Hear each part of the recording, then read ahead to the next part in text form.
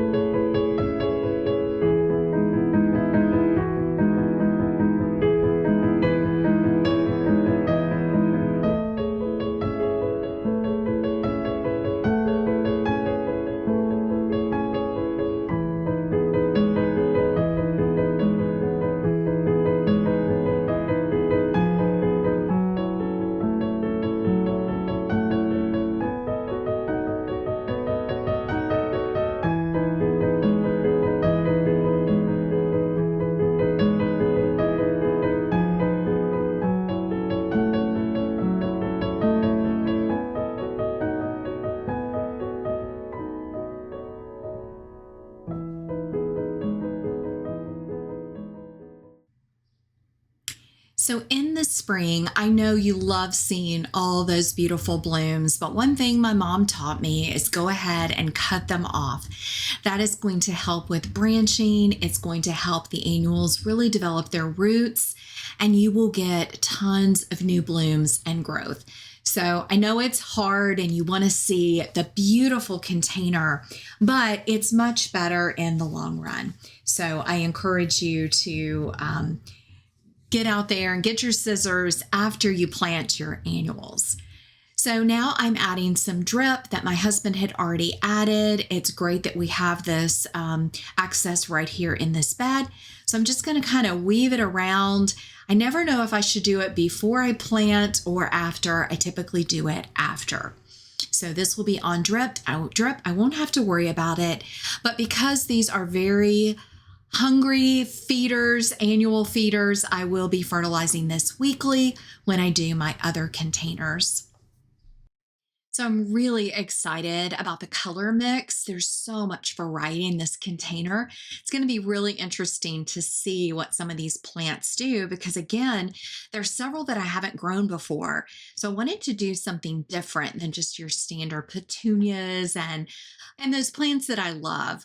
So now I'll give you the list of all the different plants that I have in this container and hope that maybe you can get access to some of these if you're interested.